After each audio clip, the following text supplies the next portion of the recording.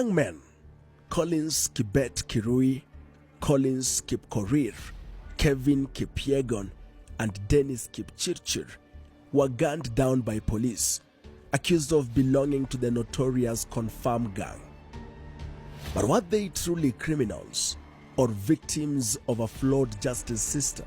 They hailed from Barut Ward in the heart of Nakuru County, a community striving for peace amidst challenges. On the night of the macabre executions, Mzee Samuel Cheriot was woken up by the barking of his dog. He had heard someone kick the dog and knock on his son Elvis' door before another voice quickly informed the knocking man that that was the wrong door. Bosco, as he's called, may not remember the ordeal of that day. As Murder Tape's videographer Dennis Gikera whistled at him to stand up, he stared with rage.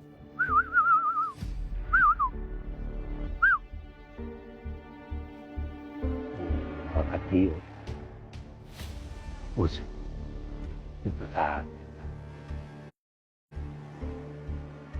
ndio nikasikia umba akipenda. Umba alikuwa analala hapo. Hiyo alikuwa sijajenga, sikujanga alikuwa sijajenga. Lala. Nikatoka nje. Kwanza alipiga teke yungu. Kutoka nje. Akafunguka nikapita hapa. Wageni alikuwa hapa. Najua bibi yangu alikuwa amepasulia. Alimaliza siku mbili bibi.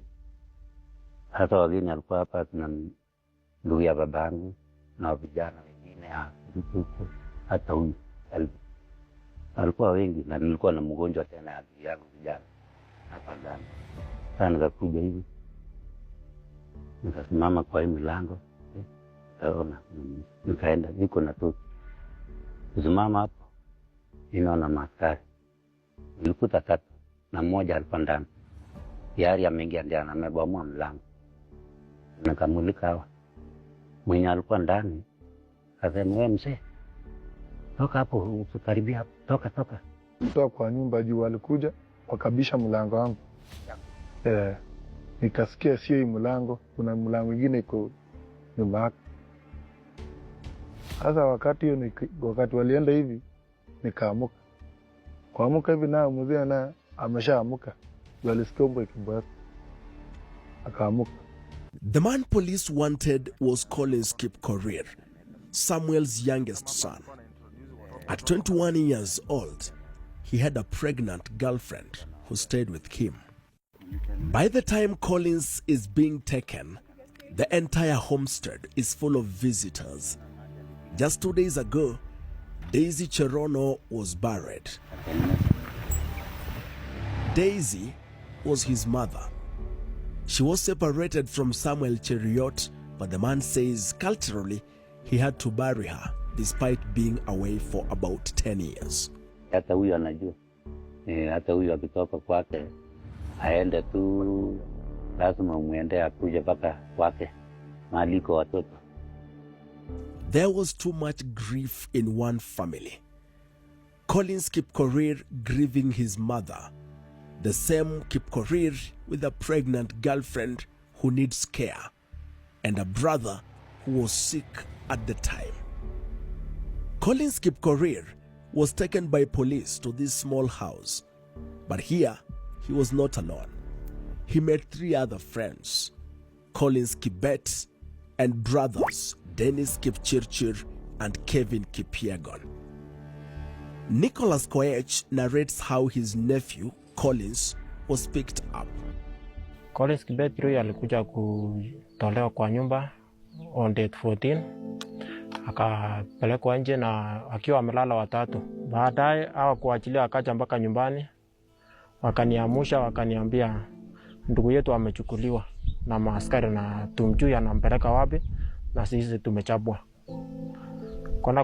Kwenda kuamka tukaambia tu acha kesho tuende tumtafute mni police station gani amepelekwa. Collins Kibet lived in this rented house for about 3 months before his death. For context, Collins lived in Kericho. He had visited his grandmother and uncles and had been around for roughly 2 months before police accused him of attempted murders of police officers on patrol and a lot more. Inside Kipyegon, they were frog-marched as the last victims of the bloody killings that night. His girlfriend says they were in handcuffs and no one said anything. Wakafunga pingo and then wakatolewa nje, tukalalishwa wote chini. Mimi nikaamshwa na nikafukuzwa, hata nilikuwa nawafuata. Nilifika pale tulikuwa tunafika, nilifika kwa barabara nikafukuzwa. Nikaambiwa nirudi kwa nyumba ndani kalale nivae sweta na viatu. Sasa ikakuwa ni hivyo tu. Sasa mimi sikufika hadi huko juu kwa brother yake penye ilifanyikiwa kitendo yote. The place the girl is talking about is this house. Remember when we began, Samuel Cheriot's son had also been taken. So by now, there are 4 people in this house. This story, especially the names, can be quite confusing. So it is therefore of importance that we go over it one more time. Now listen carefully. It is the night of July 14th, 2022. Dennis Kipchirchir, together with his girlfriend, is supposedly sleeping in this house. As the two sleep, police officers bang the door open and hold the duo hostage. In the meantime, some of the officers go to a neighbor's home to pick one young man, which man is Collins Kipkorir, a 21-year-old quarry worker, the son of Samuel Cheriot. Another set of police officers proceed here and pick Collins Kibet, a 16-year-old boy from Kericho, alongside his friend Kevin Kipyegon, a 20-year-old. Collins and Kevin are brought to this house, Kevin's home. Kevin and his elder brother, 23-year-old Dennis Kipchirchir, are the only people who own this house for now. You will understand why later on. So, there are 2 victims by the name Collins. There is Collins Kibet, the 16-year-old Rastaman whose Rasta police don't like, and Collins Kipkorir, the 21-year-old who loved flowery shirts. Then there are brothers Dennis Kipchirchir and Kevin Kipyegon. On this particular night, Kevin and his girlfriend Chepko H was staying here with Collins Kibet. For context, Kevin Kipyegon had rented this one-roomed house in Kelelwet, where he stayed with his girlfriend, and for the last 2 months, he has been hosting Collins Kibet, the Rastaman.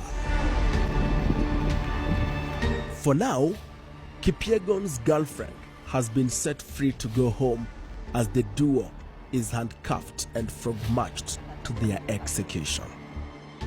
By killing the boys in the way they did and shamelessly lying about it, the police sparked a wave of anger and disbelief that was felt in the eyes and voices of grieving families and neighbors as murder tapes conducted interviews.